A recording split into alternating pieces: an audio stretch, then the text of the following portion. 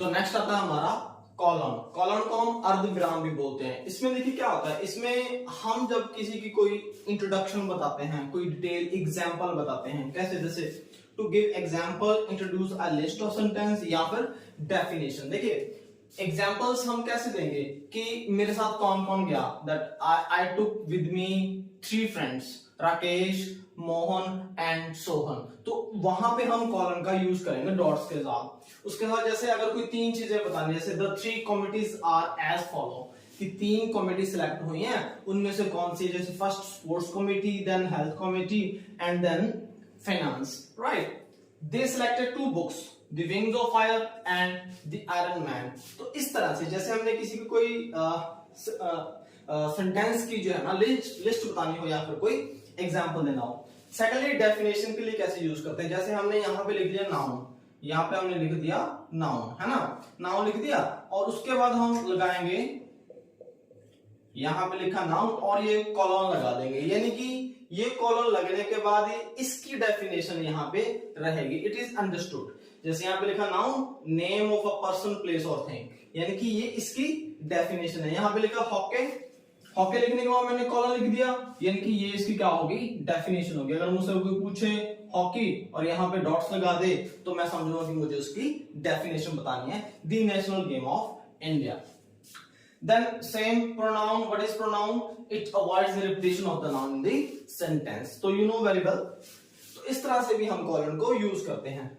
Next हम कहां पे यूज करते हैं कॉलन का, speakers in a play etcetera, usually in novels. देखिए हम नॉवेल्स पढ़ते हैं बड़े बड़े, तो वहां पे बहुत सारे कैरेक्टर्स होते हैं, और वो कैरेक्टर्स अब कौन सी बात कौन कह रहा है, तो उससे पहले देखिए हर बार तो नहीं लिखा जा सकता ना कि Ram says that to him, Rakesh says that to him. तो उसके लिए वो क्या करते हैं, सिर्फ नाम लिखते हैं और उसके बाद ये कॉलन यानी कि 2 डॉट्स, ये वाली कॉलन, ये वाली लगा देते हैं, जिससे अंडरस्टूड हो जाता है कि ये वाली जो लाइन है, ये स्टेटमेंट है, ये किसकी है, इस बंदे की है। ठीक है, जैसे Ram, have you finished your work, तो ये राम कह रहा है, this is the speaker. Have you finished your homework, तो श्याम कहता है no I have not finished my work.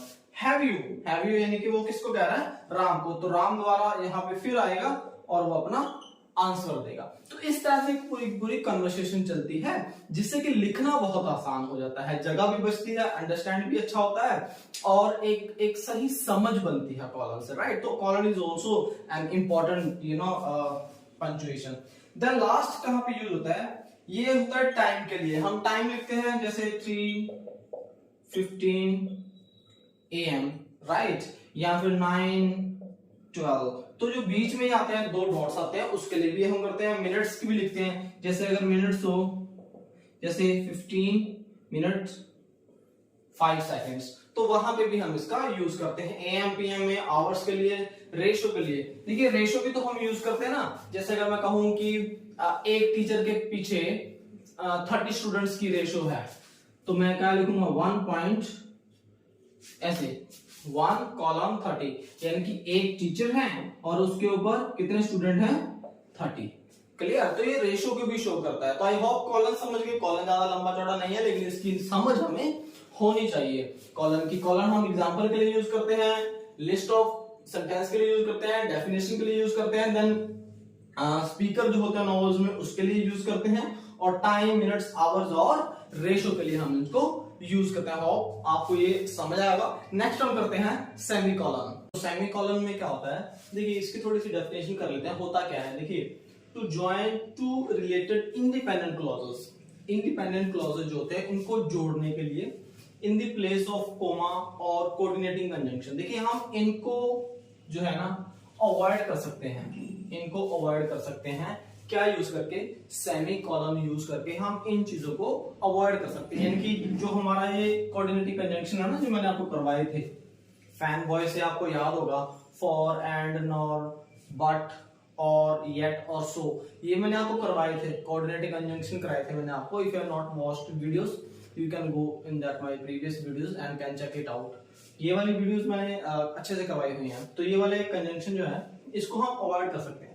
इसके अलावा और क्या यूज होता है, इसका जो पॉज है ना, इसका जो पॉज है रुकने का, देखिए मैंने आपको बताया था, स्टार्टिंग में ही बताया था कि पंक्चुएशन का काम होता है रुकना, ठहरना, पॉज देना या फुल स्टॉप लगा के उसको बंद कर देना। अब इसकी पोजीशन क्या है, ये कोमा से थोड़ा सा अधिक टाइम लेता है रुकने के लिए, ठीक है, लेकिन फुल स्टॉप से कम लेता है, इसलिए मैंने ये स्टार्टिंग में ही लिखा ताकि आपको इसकी कंफ्यूजन ना रहे। ये देता तो है पॉज, लेकिन इसकी पॉज की क्या है, कोमा में हल्का सा आता है, जैसे मैंने आपको बताया था कोमा में अगर 1 सेकंड के लिए आप रुकते हैं, क्लियर, तो यहां पे आप 1 सेकंड से कोमा से अधिक ज्यादा रुकेंगे, फुल स्टॉप से कम रुकेंगे। तो यहाँ पे पॉज है, हमारा बताने का लहजा होना चाहिए। जैसे हम कई बार कुछ बात कर रहे होते हैं तो बोलने के बाद हम चुप कर जाते हैं, हैव यू डन, तो we give time, we give sufficient time to the listener कि वो हमें रिप्लाई करे, तो उसमें वहां पे सेमीकोलन यूज होता है। Then to show two different things in a sentence, ये कंट्रास्ट शो करता है, ये क्या शो करता है, कंट्रास्ट, कंट्रास्ट इनकी 2 सेंटेंसेस में, जैसे कि Neha is cooking, Radha is singing. Neha क्या कर रही है, कुकिंग कर रही है, जबकि Neha is cooking, Radha is singing. Neha cooking कर रही है, राधा क्या कर रही है, सिंगिंग कर रही है। Teacher is teaching, students are playing. अब ये एक ही सेंटेंस है, यहां से लेके यहां तक एक ही सेंटेंस है, ये सेंटेंस नंबर 1, ये सेंटेंस नंबर 2, लेकिन इनमें कंट्रास्ट बन गया। देखिए टीचर तो टीच कर रहा है, लेकिन स्टूडेंट क्या कर रहे हैं, प्लेइंग कर रहे हैं। तो यहां पे देखिए, इनमें से देखिए फैन बॉय में से, teacher is teaching but students are playing, Neha is cooking and Radha is singing. तो हमने इनको अवॉइड कर दिया, ये लगाने की जरूरत हमें नहीं है। हमने क्या कर दिया, ये सेमीकोलन यहाँ पे लगा दिया, जिससे कि ये कंप्लीट सेंटेंस है और ये हमें वही सेम सेंस ही दे रहा है। तो इट मींस कि ये हमें इस चीज से अवॉइड करता है। ओके, नेक्स्ट क्या कर रहा है, to avoid conjunction in two independent clause में भी इसका अवॉइड करता है। कैसे, द एफर्ट्स मस्ट कंटिन्यू, जो हमारे एफर्ट्स हैं ये कंटिन्यू होने चाहिए। वार कैंट बी फ्रूटलेस, हमें अपने एफर्ट्स करते रहने हैं। वार का मतलब यहाँ पे युद्ध नहीं है, मैं आपको वैसे बता दूं, वार का यहाँ पे मतलब है कि हमारी success cantt B fruitless. Fruitless मतलब ये कभी भी हमें उसका जो मेहनत का हमारा फल है उससे वही नहीं कर सकती, उसके हमें परिणाम जरूर मिलेंगे। तो जो आप एफर्ट करोगे, the efforts must continue, efforts चलते रहने चाहिए, हमें इसका फल जरूर मिलेगा। तो ये यहाँ पे इसका कॉन्ट्रास्ट दिया, ये दोनों इंडिपेंडेंट क्लॉज है। देखिए, the efforts must be continue, ये इंडिपेंडेंट है। वार कैन बी फ्रूटलेस, ये दोनों इंडिपेंडेंट है, यानी कि अपने आप में ये कंप्लीट सेंटेंस है, यहां से यहां तक और यहां से यहां तक। लेकिन अब यहां पे कॉलन लग गया ना, तो ये पूरा का पूरा एक सेंटेंस बन गया। दूसरा देखिए, आई वाज सफरिंग फ्रॉम, यहां पे फीवर लिखना था, मैं लिख देता हूं, I was suffering from fever. I took leave for 5 days. अब देखिए, ये भी यहां से लेके यहां तक पूरा सेंटेंस है, I took leave for 5 days. तो दोनों को जोड़ दिया यहाँ पे सेमीकोलन से। आई थिंक यहाँ पे समझ गए, इंडिपेंडेंट क्लॉज को जोड़ने के लिए भी हम सेमीकोलन का यूज करते हैं।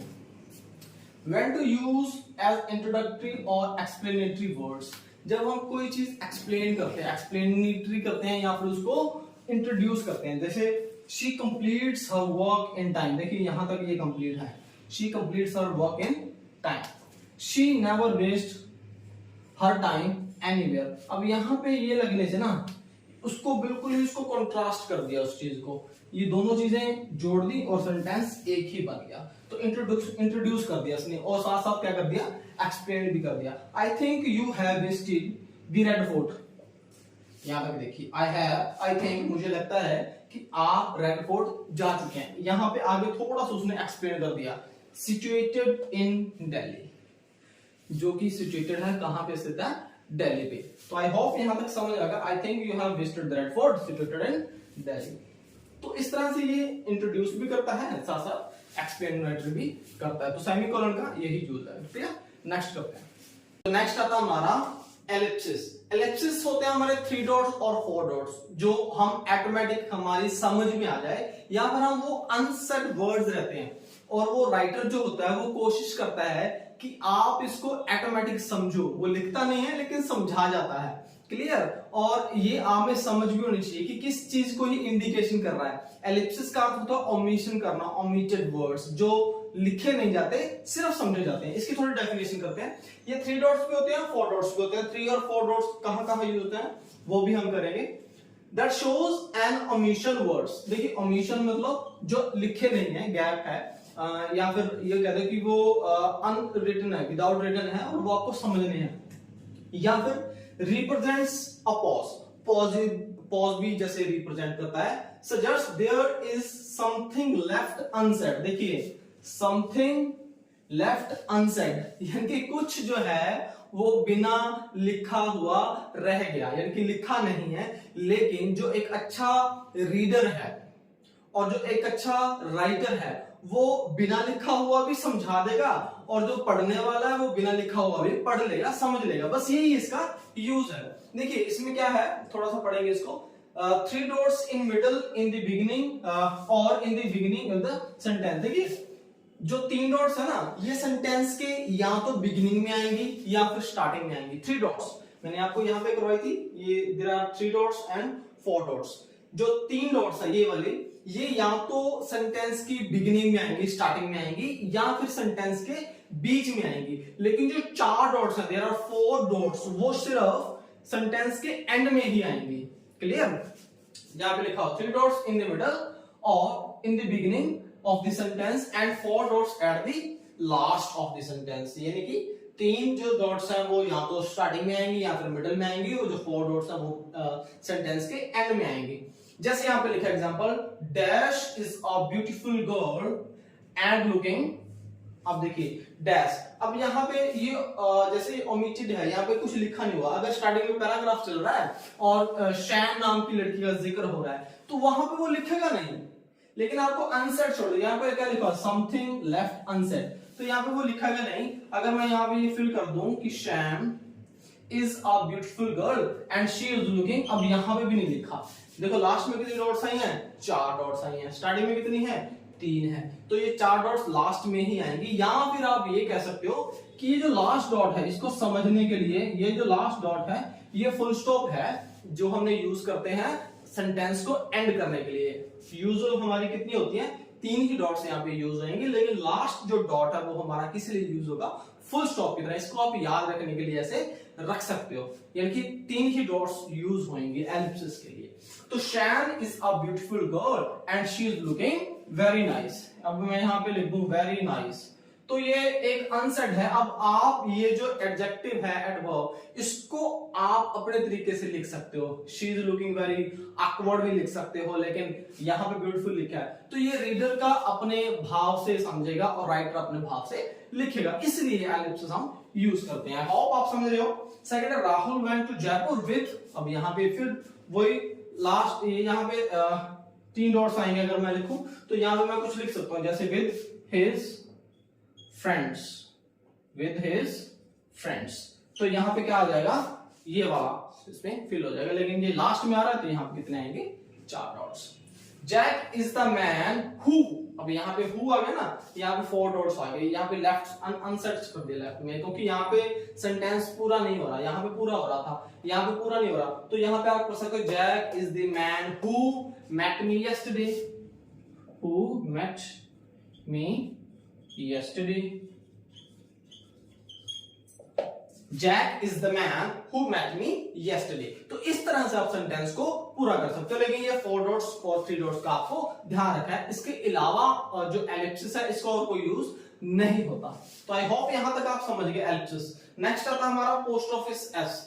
अब पोस्ट ऑफ एस किस लिए होता है, ये होता है पोसेशन के लिए, यानी कि किसी ऑनरशिप के लिए, या फिर किसी चीज को कॉन्ट्रैक्ट करने के लिए। कॉन्ट्रैक्टेशन मतलब किसी चीज को छोटा करने के लिए। जैसे यहाँ पे क्या लिखा है, to indicate possessive case.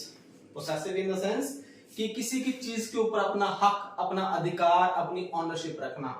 Then contraction, contraction मतलब छोटा करना। ओमिटेड लेटर मतलब उसको, ओमिटेड आपको मैंने करवा दिया यहाँ पे। ओमिटेड मतलब कोई चीज को वहां से खत्म ही कर देना। कैसे करना है, जैसे यहाँ पे एक शब्द है ये, he did not go market, he did not go to market. अब डिड नॉट है, डिड नॉट कैसे लिखते हैं हम, ऐसे लिखते हैं ना, डिड नॉट। लेकिन यहाँ पे कैसे लिखा, DIDN और पोस्ट ऑफिस SOT, तो ओमिट यहाँ पे क्या हो गया, O, तो ये ओमिट भी करता है। कॉन्ट्रैक्शन मतलब ये डिड नॉट इतना बड़ा है और यहाँ पे कितना हो गया, इतना बड़ा। जैसे कैनॉट का क्या बन जाता है, कैनॉट का क्या बनता है, कैनॉट का क्या बनाते हो आप, कैंट। क्या लगाते हो, पोस्ट ऑफिस एस, इसको बोलते हैं कैंट। क्लियर। उसी तरह इट इज का क्या बन गया, इट्स। हम यूजुअली क्या बोलते हैं, it is my ball, it is my pen, लेकिन यहाँ पे क्या बोलूं, इट्स अ नाइस प्लेग्राउंड। यहाँ पे क्या होगा, कॉन्ट्रैक्शन की छोटा कर दिया। दिस इज जैक्स बुक, अब यहाँ पे क्या आएगा, पोसेसिवनेस। किसकी बुक है ये, जैक की, तो पोस्ट ऑफिस एस लगा देने से क्या बन जाता है, पोसेसिवनेस बन जाती है। इन 1960s the movies were very emotional. देखिए कई सेंचुरीज दिखाने के भी काम आता है कि 1960s में जो मूवीज बनती थी बड़ी ही इमोशनल थी। तो these are the very use of ellipsis as well as the apostrophe. I think आप इस चीज को समझ रहे हैं और मैं रिक्वेस्ट करता हूं कि वीडियो को पूरा देखिएगा। ये जो आपके पंक्चुएशन है बहुत ही इंपॉर्टेंट है आपके टिल द जब आप बड़ी क्लासेस में हो जाएंगे वहां पे भी इसका बहुत ही यूज होएगा। आप एक अच्छे रीडर तभी बन पाएंगे जब आप इन चीजों को समझेंगे, राइटर भी और अच्छे रीडर भी। तो इस क्लास को पूरा देखिए और साथ साथ मैं आपसे ये भी रिक्वेस्ट करता हूं कि चैनल को लाइक कीजिए, सब्सक्राइब कीजिए और कमेंट्स में लिखिए अगर आपको कोई डाउट है, राइट एंड कमेंट। तो करते हैं नेक्स्ट पॉइंट। नेक्स्ट आता है हमारा डैश। डैश भी एक पॉज की तरह ही है और एक फ्लो है जो फ्लो को बिल्कुल ही कंट्रास्टेड कर देता है, चेंज कर देता है। जैसे इसमें क्या लिखा है, to separate a part from another to indicate a break, एक ब्रेक करता है कॉन्ट्रास्ट बनाने के लिए सेंटेंस में। Abrupt change in thoughts flow, जो हमारी थॉट चल रही है ना उसको बिल्कुल ही अपोजिट कोई डायरेक्शन, जैसे एक बात तो कुछ और बात कर रहे हो लेकिन उसको बिल्कुल ही अपोजिट कोई और बात करके उस सेंटेंस का रुख मोड़ देना। क्लियर, ये काम करता है डैश, रुकावट। जैसे एग्जांपल के तौर पे he passed the interview but I need to go to hospital। यहां पे वो क्या करे, he passed the interview, कोई कह रहा है कि he passed the interview, उसने इंटरव्यू पास कर लिया लेकिन मुझे हॉस्पिटल जाना पड़ रहा है। तो ये बिल्कुल ही कॉन्ट्रास्टेड हो गया, ये फ्लो जो था उसका थॉट फ्लो था वो क्या हो गया, चेंज हो गया। she joined a school but his father is ill, उसने स्कूल ज्वाइन किया लेकिन उसके पापा क्या हैं, बीमार हैं। अब देखिए इस सेंटेंस के साथ कोई भी मेल नहीं है लेकिन उसका कॉन्ट्रास्ट चेंज करना है। हो सकता है कि जो बात हो रही हो उससे रिलेटेड कुछ चीज हो, जैसे कि ही पास द इंटरव्यू, हो सकता है उसके बाद उसने ज्वाइन करना हो लेकिन I need to go to hospital. अब उसने उसके साथ जाना हो लेकिन वो कह रहा है कि मुझे तो भाई हॉस्पिटल जाना है। ऐसा नहीं कि इररिलेवेंट लिखा होगा, इररिलेवेंट कुछ भी नहीं लिखा होगा। हो सकता है कि ये जो सेंटेंस है इसका इससे पहले के इंसिडेंट के साथ कोई रिलेशन हो, क्योंकि ऐसे अननेसेसरली तो कोई भी कुछ नहीं लिखेगा ना।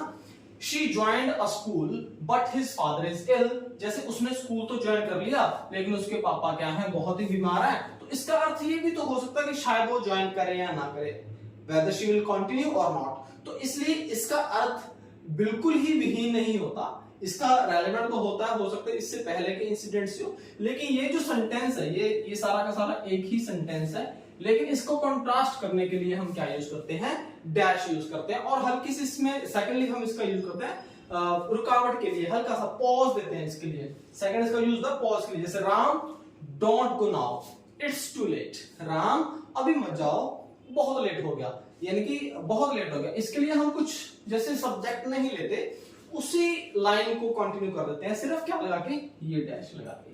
तो डैश हमें क्या बताता है, डैश हमें पॉज भी बताता है, हल्का सा पॉज देना है, उसी सेंटेंस को हमने आगे करना है। और हमें क्या बताता है, हेजिटेशन होता है, बबल होता है लड़खड़ाना या तुतलाना जब हम करते हैं, या हेजिटेट करना, डर के जब हम हेजिटेटली जब हम बोलते हैं ना, तो फ्लो में हम क्या करते हैं, हम कुछ ऊटपटांग भी बोल जाते हैं।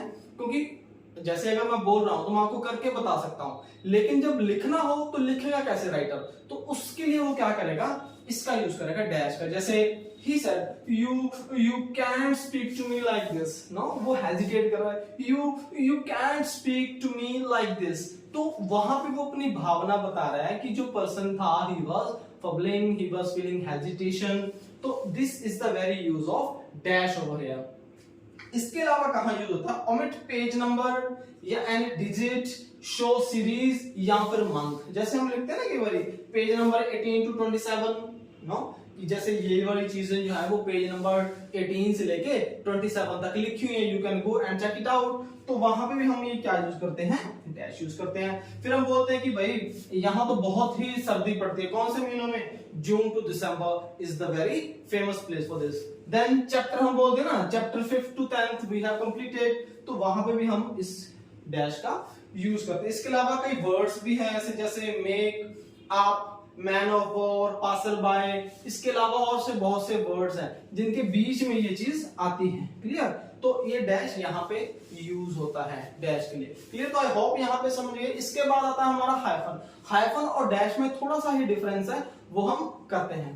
हाइफन भी हमारा जो होता है वो डैश की तरह ही होता है, लेकिन वो डैश से थोड़ा सा क्या होता है, छोटा होता है। जैसे कि हम यूज करते हैं ice cream, warm up, mother in law, sign in, 21 से लेके 99 तक ये यूज करते हैं, बीच में हाइफन आता है। इसकी थोड़ी सी आगे डेफिनेशंस करते हैं। To connect two words that are used as a single adjective before a noun. देखिए सिंगल, अब ये आइसक्रीम है तो ये सिंगल ही है ना, it's a single word and a noun. Then warm up, mother in law, ये सारे एक ही सेंटेंस। अब इसको मदर इन लॉ को अलग अलग नहीं कर सकते, एक ही है, लेकिन बीच में ये क्या आएगा, हमारा हाइफन आएगा। ओके, नेक्स्ट आता है if not completed in a line for the next line to continue. अब देखिए कई बार क्या होता है, हम जब लिखते हैं तो वो एक लाइन में पूरा नहीं आ पाता।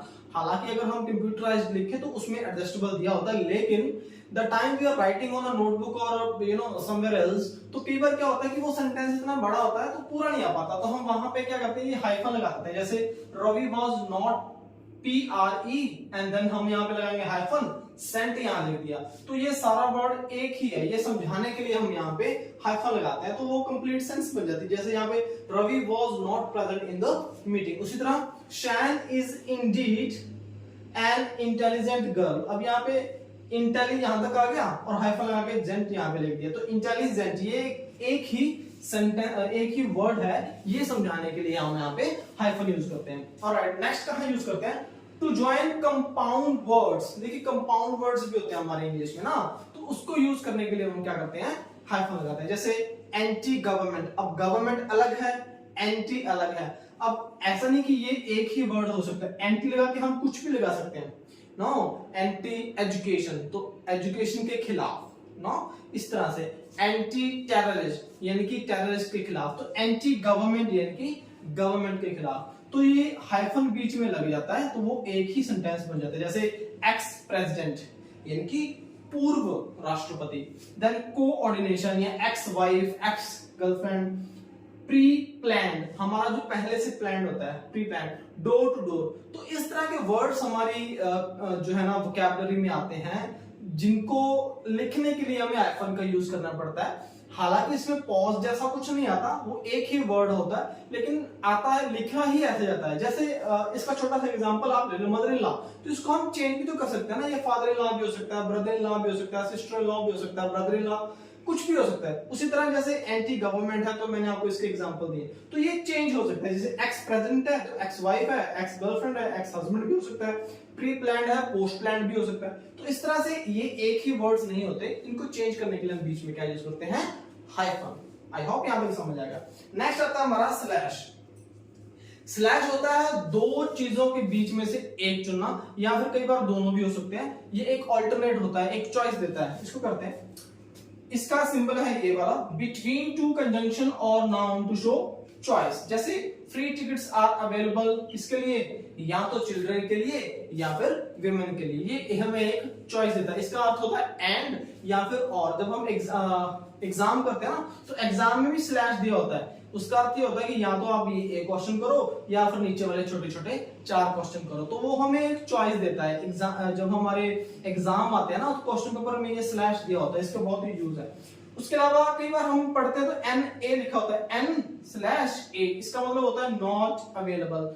कई बार हिज हर भी लिखा होता है। कई बार हमें कोई इंस्ट्रक्शंस दे रहे होते हैं, तो ऐसा नहीं कि वो सिर्फ हिज को कह रहे हैं या फिर सिर्फ हर को कह रहे हैं, तो उस बीच में हिज और हर के बीच में कोमा लगा देते हैं, ये स्लैश लगा देते हैं। इसका अर्थ होता है कि मैं ये बात दोनों को कह रहा हूं, that this is not his duty, his duty. तो हिज का अर्थ सिर्फ ये नहीं कि सिर्फ लड़कों को या जेंट्स को ही कह रहे हैं, इसलिए लिखने में हिज और हर दोनों लिखा जाता है। बोलने में कि स्पेशली हम हिज ही यूज करते हैं और वो हर के लिए अंडरस्टूड हो जाता है, लेकिन लिखने में हमें दोनों लिखने पड़ेंगे, तो वहां पे हमारा स्लैश यूज होता है। तो आई होप यहां तक समझ गए आप। हमारा हाइफन हो गया, हमारा स्लैश हो गया। इसमें ना एक बैक स्लैश भी होता है, जैसे यहाँ पे इसको बोलते हैं फॉरवर्ड स्लैश, एक होता है back slash, but that will not be used in written manually, that we use in computer और in laptop. The time you are typing something, at that time you will get back slash, not in manual written. Alright, so next करते हैं हम। हमारा आखिरी रहेगा हमारा रहेगा एक इन्वर्टेड कोमास रहेंगे, वो हम करते हैं। तो अब आता है हमारा इन्वर्टेड कोमा। इन्वर्टेड कोमा को हम स्पीच कोमा भी बोलते हैं और कोटेशन भी बोलते हैं। इन्वर्टेड कोमास मेनली हम तब यूज करते हैं जब स्पीकर के एग्जैक्ट वर्ड्स को हमने एज इट इज ही बताना हो और उसमें हम कोई चेंज ना कर पाए, चाहे वो पास्ट में हो, चाहे वो फ्यूचर में हो, चाहे वो प्रेजेंट में हो, उससे कोई फर्क नहीं पड़ता। एज इट इज ही हमें उसके वर्ड्स, उसके स्टेटमेंट, उसके कोटेशन, उसकी स्पीच यूज करनी पड़ेगी टिल द एंड। हम उसको कोई चेंज नहीं कर पाएंगे। ऑलराइट, इसके अलावा जैसे यहाँ पे लिखा है exact words used by the speaker. अब यूज्ड लिखा है यहाँ पे, यूज्ड मतलब चाहे तो स्पीकर ने बोले हो और चाहे स्पीकर ने लिखे हो, तो हम उनको एज इट इज ही यूज करेंगे। सेकेंडली हम कहाँ यूज करते हैं? डायरेक्ट स्पीच में। डायरेक्ट इनडायरेक्ट हम करते हैं ना, ये मैंने अभी पार्ट जो है ये वाला पोर्शन मैंने नहीं कराया, डायरेक्ट और इनडायरेक्ट मैंने अभी नहीं करवाया, करवाऊंगा। तो उसमें भी क्या होता है, उसमें भी हम इन्वर्टेड कोमास लेके चलते हैं। जैसे यहाँ पे लिखा है Vivekananda said arise awake and stop not till the goal is reached. अब ये तो है स्टेटमेंट। यहाँ पे देखिए डायरेक्ट ही said to Shan honesty is the best policy. अब ये देखिए ये पोर्शन है और ये पोर्शन है। तो डायरेक्ट इनडायरेक्ट में भी जब हम करते हैं ना, एक रिपोर्टेड स्पीच होता है, एक रिपोर्टिंग वर्ब होता है, वो भी हम करेंगे, तो वहां पे भी इन्वर्टेड कोमास यूज होते हैं। और बहुत ही क्योंकि इसके बिना जो है हमारा रिपोर्टिंग जो होता है डायरेक्ट इनडायरेक्ट नरेशन भी बोलते हैं, वो ये पॉसिबल नहीं है, तो उसमें भी यूज होता है। सेकेंडली स्टेटमेंट और कोटेशन या फिर स्पेसिफिक नाउन।